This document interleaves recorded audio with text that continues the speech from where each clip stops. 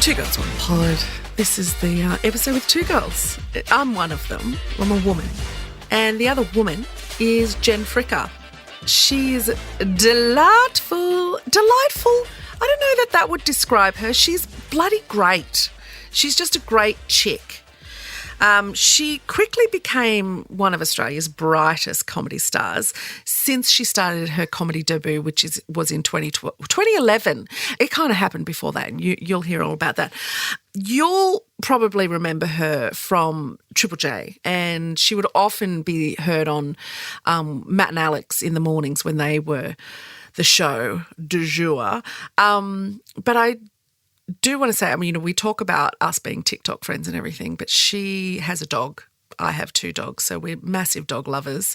She just told me, which we didn't get in the episode, so I'm adding it at the beginning because I think this is the most brilliant idea for naming a dog. When they got their dog, her and her boyfriend just said names until the dog reacted to one of them. The dog reacted to Whoopi Goldberg. So the dog's called Whoopi. Molly, you in danger, girl. And that is just the best thing in the world, and I can't believe I didn't come up with it. But as you'll hear in this episode, there's a lot of things about Jen Fricker that you'll wish you were just like her. And there's a lot more to her, as there is to so many people. Well, not so many, everyone. There's so much to her that you don't know. And even if you don't know who she is, you're going to love this episode anyway. So please enjoy Jen Fricker. Do you know what I love, what I appreciate? Yeah. That you wear the animal print jacket or is shirt, blouse? Dress in front of the signage with the animal print. With the animal print. Yeah, look. I think I'm becoming a boomer and a Karen because I've, embracing the animal print. And I don't think that's a boomer thing, surely, no? I think it is. Maybe. Why? I don't know because, you know what it is? A boomer will wear it on a shoe and a dress. And that's kind of, what I'm layering.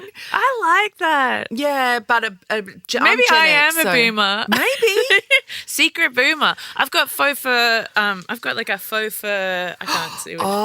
Faux fur Nike. Handbag. Oh, I love it. And I think I'm going Muppet. Yeah. I'm going more Muppet texture. There's nothing wrong with Muppets. I wish they'd bring the Muppets back. They were the most inappropriate. That was the most inappropriate show. Yeah. I reckon they should just bring that back late nights on TV when people, maybe on a Friday and a Saturday night when people are drunk and they get home and they go, what the is this? Muppets up late. Muppets after dark. Yeah. And it's just normal episodes of the Muppets. Yeah. It's just standard old eps. And it is for up late because there's no way we'd be able to put it on when we used to put it on. Yeah.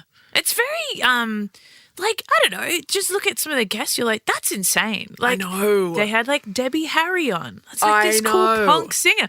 They have RuPaul on multiple times. It's okay, it was very transgressive. Very. And people just knew the Muppets were great and that you could get away with a lot and you could, give them a bit of grief and they'd give you even more grief back. And it was very flirty. Miss hot. Piggy and Kermit were together. And that just... Original toxic couple. I crack the whip, she jumps through the hoop. You open your mouth, my fist goes south. Yeah, really. And she was the leader, though. It was a really, and she used to really give women a hard time for even looking at him. It was brilliant. It was a brilliant show. They've got to bring it back. We should just bring it back. Yeah. Which Muppet do you feel spiritually aligned with? I've got to say, Miss Piggy is pretty easy for me because she's a strong-ass woman and she's a whole lot of woman too, as am I. But Fozzie Bear was always – no, not Fozzie. It was Ralph. Ralph was Love also Ralph. a bear. A sweetheart. A dog bear, and he played jazz and he was just that was me. I would just, who I think I am, maybe I'm not. No one could see that. You're Ralph Rising. You're yes. Miss Piggy's son, Ralph Rising. Yes. Miss Piggy's son and Ralph Rising, definitely with Ralph also in my Jupiter. Wow. Okay. Who would you be? We're doing the full chart reading. Yeah. I think I'm Miss Piggy Rising. Yep. You know, that's what Okay. I'd like to present to the world. Yep. I think at heart, maybe I'm a Janice. Maybe I'm a Janice. Well, see, Jupiter or I would Sun. love to be a Janice, but I don't come anywhere near Janice. She was No. just a hottie patotty. But I just think she's got a very chill vibe. Yeah. She like rolls with the punches. Yeah, that is you. Madness around her, Yes. but she's still at her center quite grounded. Yeah, she's very chilled, very chilled. I think, Animal was also a favourite just because he was Yes. just so loose. Never said anything, which is The yin kind of and like the my yang. kind of man. I don't mind that. Just a bit of stillness, a bit of grounded energy. Yeah, and then just crazy on the drums. Yes. Ain't Crazy nothing where wrong it with that. counts. Crazy where it counts. You're a comedian. Yes. When someone said, what do you do? Do you say I'm a stand-up or do you say I'm a radio, like what do you say? In the Uber, I say I'm an accountant because I don't want to get into it. Yeah. But when I'm with friends, I say I'm a comedian, a writer. I do a bit of screenwriting and also a lot of comedy. People don't believe it, but most of comedy is written, Yes. It's crazy how many people I encounter still that are like, oh, I thought you just made it up on a spot. It's like, no, Really? yes, so many people. I had the most insane conversation with like a state funding body who I was trying to I don't want to take this all the way to the top. In a professional situation. In a professional situation where basically they were saying that comedy doesn't count as theatre because It's and not then I was written. like, yeah, they're like, well, because, you don't really, there's not the same amount of professionalism. I'm like, what do you mean? It's all written. It's all written. It's all practiced. It's performed in front of live audiences. many, many times. Yeah. And the example I had to give was like, well, like, what would you call Hannah Gadsby's special, Nanette? Yeah. Like, that's comedy. And they're like, no, that's theatre. And I'm like, but that started at the comedy festival. Like, I saw that show at the Melbourne Comedy Festival. She's a stand-up. Yeah, that's a stand-up show. And they're like, okay, so the definition, according to the state funding body, is that her performing it at Melbourne Comedy Festival, not theatre, her performing it at the Opera House, theatre. The same show. Yes! I'm like, okay, this is wild. Yeah, that's like in another dimension. Did you feel like you were being punked? I thought this was insane. I thought like, I don't know. I would have been looking around going, this is where you guys are getting me on video, aren't you? Like this is Yeah. because that's ridiculous. That's crazy. But I got a bit narky, and that's why I'll probably never get funded. But but I just feel like it's so representative of how people think about art in this country. Absolutely. Where it can't be like a thing that people actually enjoy. It has to be like almost like you've got to sit in the right way and you've got to sit in the fancy theatre. And it's like, no, like art can be anything as long as it gives you an emotional reaction. It speaks to some kind of truth. There was a banana nailed to a wall that went Yes. on tour with instructions of when to replace said banana. And that art piece was worth something, oh God, could be completely wrong, but let's say $60,000. It Yeah. was a banana nailed to a wall. That's art. That's a part of art because it And- makes people feel. That's my That's art. art. That's how I describe my art. I'm the comedy equivalent of a banana nailed to a wall. I love that. I think that should be your next show. I should have been the poster. You should have been the poster. Hey, Da, as my mother would say, you're not dead yet. You're not Hey. dead yet. That's your next poster. Yeah. So you've been doing comedy since 2011. Yeah. Too Like, long. That's long. And so long. But I find that everyone in stand-up, that people think they're overnight successes, and it's you talk to them and they've got these years of experience and work behind them. Yeah. Well, I think for me, like I started like even like 2011 professionally. Before that, I probably started 2008, 2009, just doing student open shows, open mics, that kind of thing. And then 2011 got to the final of Raw Comedy, which is this big open mic competition best. in Australia, and then just started from there doing club shows and whatever. And I mean, I will take a few years off for COVID. I don't think I was doing much comedy there. I was doing bits and bobs. So let's round it up to maybe 10 years or so. But I think it's really weird to look on because I still at times feel like I'm that 21-year-old girl who was so green and didn't know anything about anything, had barely been out at nighttime. Like I really was very sheltered. Where did you grow up? Just in Sydney, but I was a music nerd, and so I'm actually like a classically trained double bassist. Are you? And that's what I always thought. That's the big one. Yeah, the big kind of they call it the bull fiddle, you know. Yeah. And so I always thought that I was going to be an orchestral double bassist. I'd move to Vienna or something and play in the orchestras over there. Yeah. And then I was at the Conservatorium of Music in Sydney, doing that, and had a nervous breakdown. And from that, I was like, okay, well, I guess I'll start hanging out with my friends who all happen to be running a comedy room.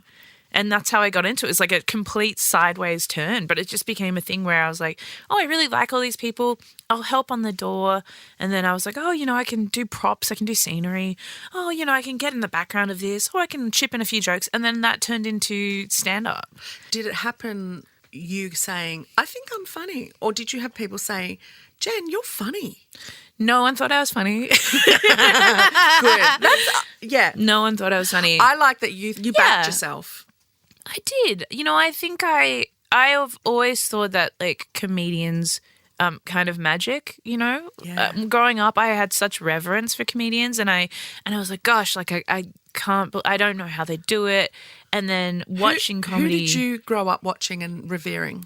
I really loved all those British TV comedies, Black Books. Loved Dylan Moran, yes, okay. Bill Bailey, those kinds of people. American comics, I used to really love Sarah Silverman, which the comedy not so of the time much today. was not so much today. She used to be great. Yeah, people like that, really kind of specific points of view, I really loved, and it just, I don't know. Even the first comedy show I ever went to in Australia was the Umbilical Brothers. Oh.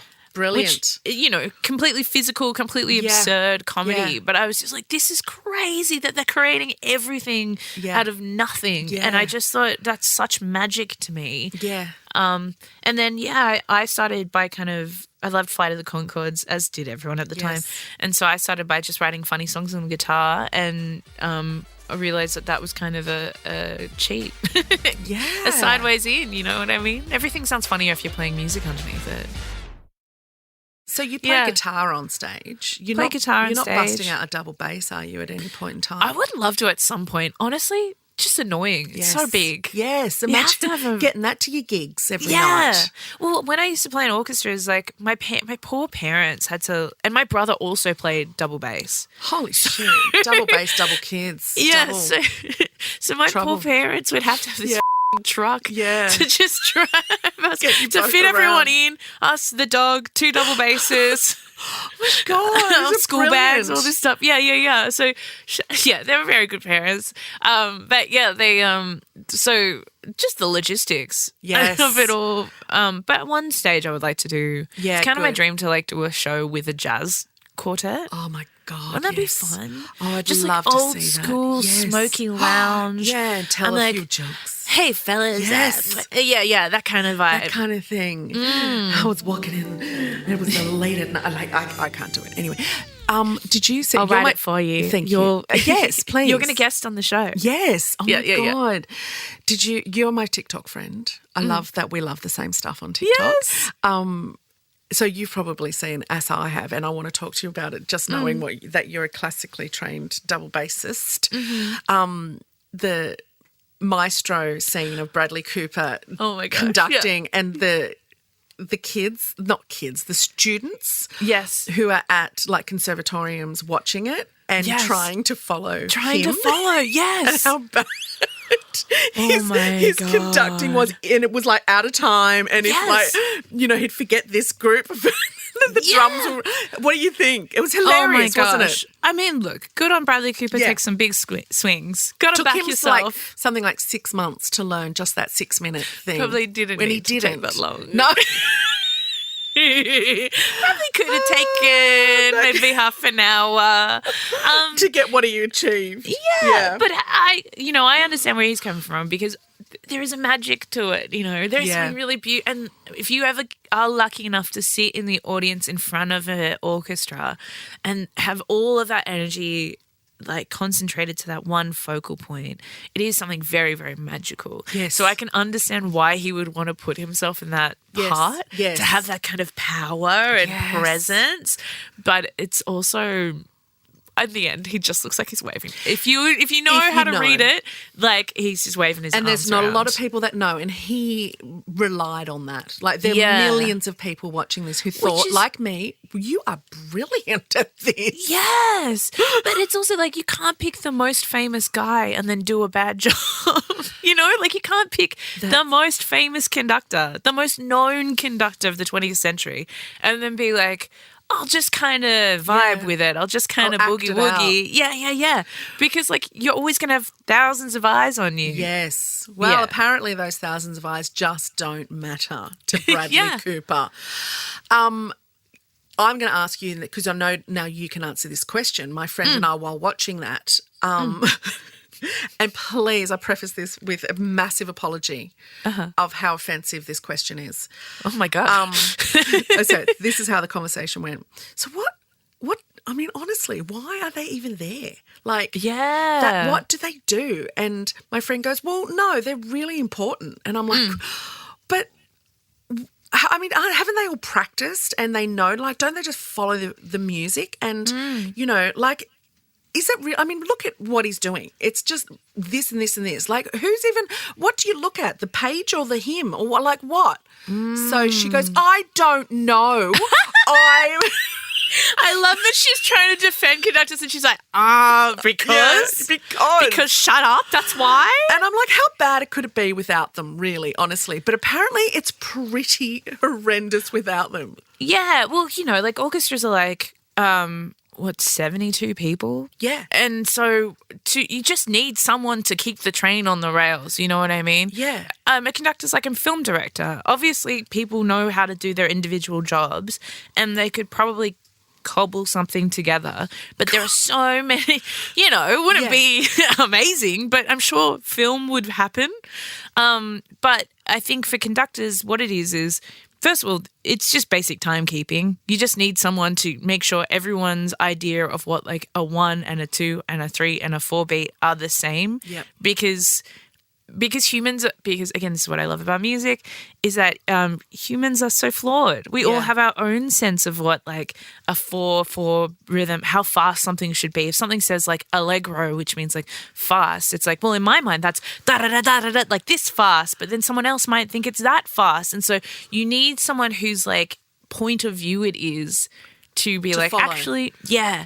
And then also conductors are so brilliant because they research other performances of it. They read other kind of works by the same composer. They might listen to different recordings, different interpretations as well of the thing. So, and they might hear a line in a music and be like, okay, no, I actually think this needs to be more prominent, or this needs to feel more aching, yearning, like they're infusing emotion into the music. And so those kind of gestures that you see Bradley Cooper do, which I guess is what resonated with him so much, is because he, and what Bernstein was great at was bringing out these new emotions, taking on these new kind of fresh approaches and making music feel way more alive. Because I think people think of classical music as this kind of museum piece, like it was written by some white guy in the 1700s, 1800s, and so it's always going to sound the same. But actually conductors, brilliant conductors, bring so many different things. It's like a way of storytelling. It's why it's the difference between a great actor and a terrible actor reading To Be or Not to Be, Yeah, okay. Oh, my God. I'm so glad I asked you because that was so good.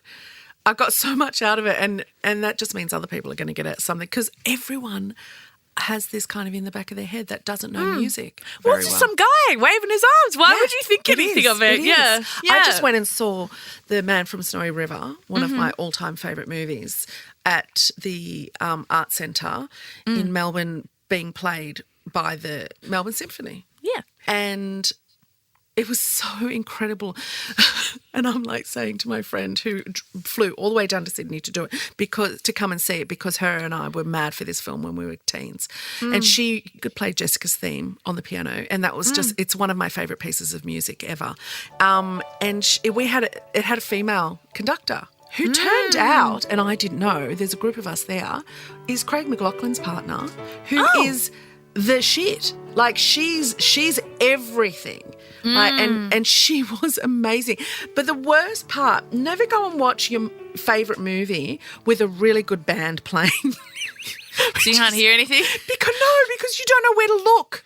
Oh, I wanted to watch the orchestra, but the movie, I'm like, but I really need to. I love to watch the big drums, and but it's so distracting because you need to do both, and you can't do both. So it works, but it doesn't work.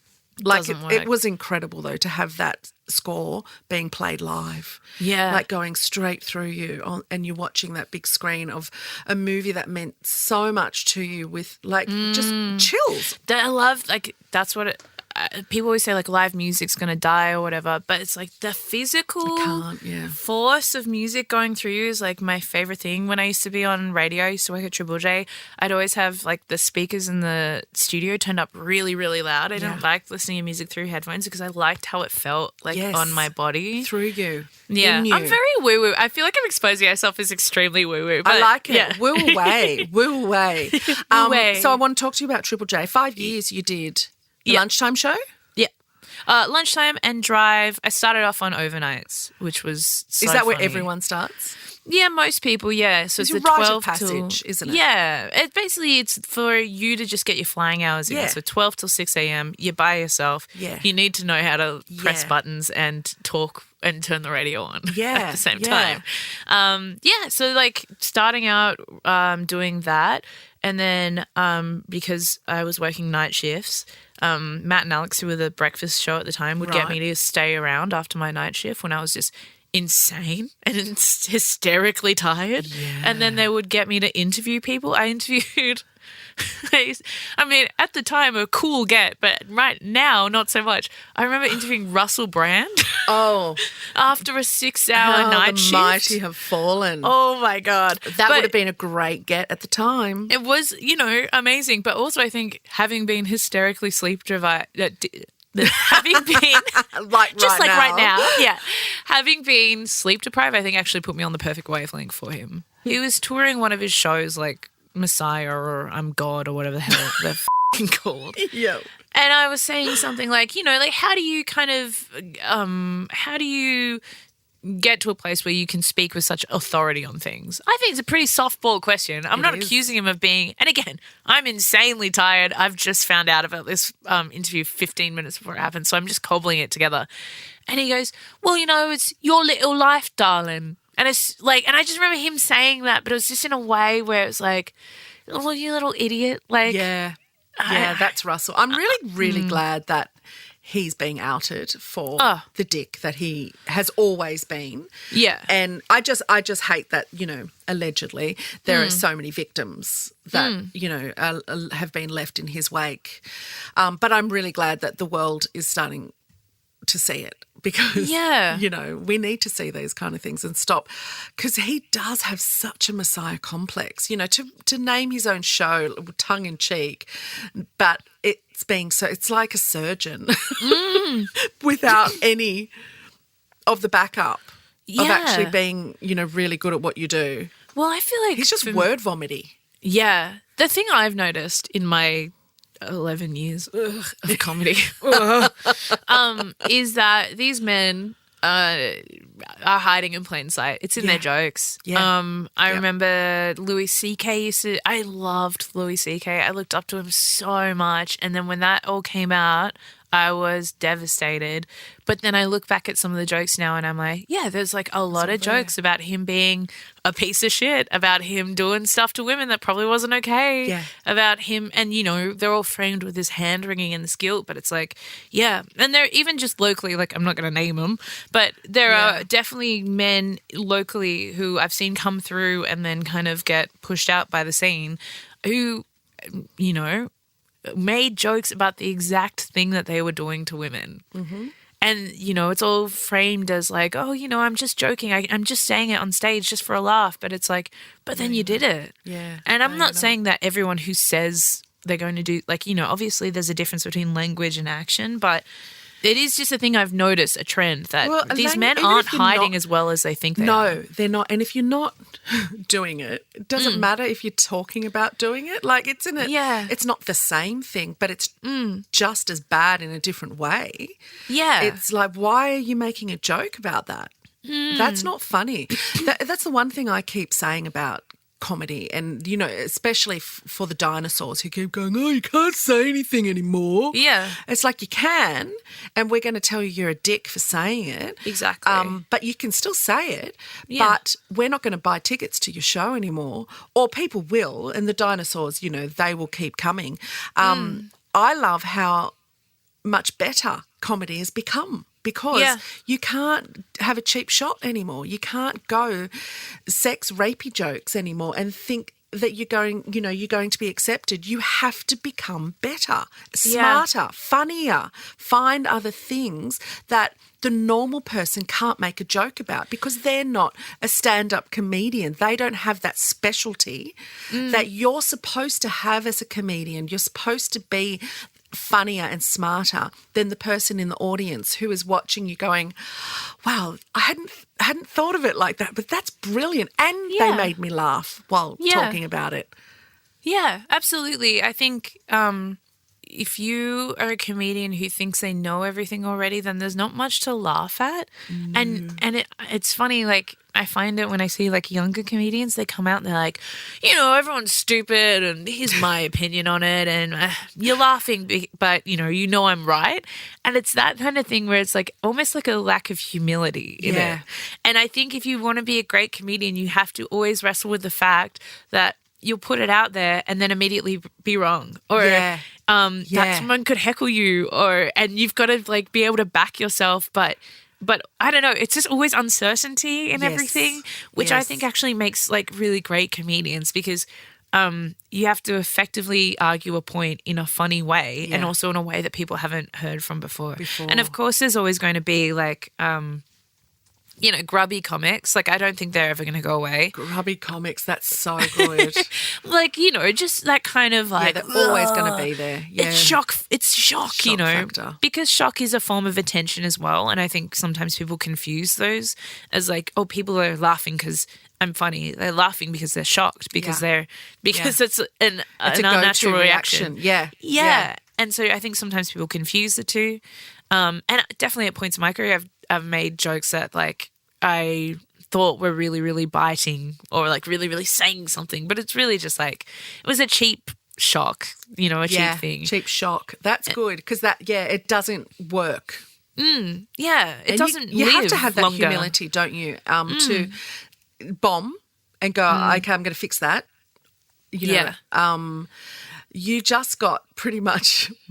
You bombed in front of a couple of 13, 14-year-olds. Talk oh my God. that, because that Horrifying. would be the hardest. And you were saying on TikTok how you you'd prefer to work, you know, do a stand-up in front of the drunkest in the latest time of the night adults than scathing 13 or 14-year-olds. Like the hormones that are driving through, like coursing through these bodies, and the hate-filled thoughts that they have that come maniacs. Spewing. They are so mean. Yes. Oh my God. Well, speaking of orchestras and everything, so I was doing these like shows with the Sydney Symphony Orchestra that were for kids, and so they got me to host them, which I'm really, really happy. It was a really lovely run, but I just had this one group of kids come through, and I obviously love music, so I love being in that position where I get to share that with people.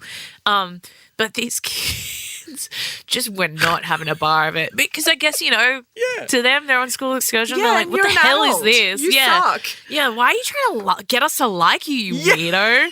And so these kids were like, I was like, this audience participation in the show. Oh, I'm like, no. hey, come on, guys, we're going to get you to sing along to this. And people are like, but Yeah, I'm tongue in their mouth. I'm in the audience with them, it's ice cold to look someone in the eye and just be like, "Ah!" And I was saying on TikTok, I've dealt with the drunkest, most sexist, insane audiences and had a better time because at least I could fight them back. Yes. What am You're I on their gonna do? level. Yes, exactly. You're not on a 13, 14-year-old teen's level. Exactly. What am I going to do? Scream at some children in yeah. front of an orchestra? All you can do is fart back at Yes. them, and you're just not on that level. No. I mean, you might be. I but mean, maybe it would have gotten me out of it. it would but- have. It actually would have. Had you been able to fart on cue or burp Yeah. on cue, you would have been fine. Yeah. Well, we've run out of time. I could talk to you about so many things. Thank you so much for coming in. Thank you so And much for having on. me. You are so welcome. I will be in your ear, not your, well, if you're listening, Jen, but for the others listening, I'll be in your ear holes on Tuesday. So see you next Tuesday. That went for a while. It's all right. Thank you, my love. Thank you.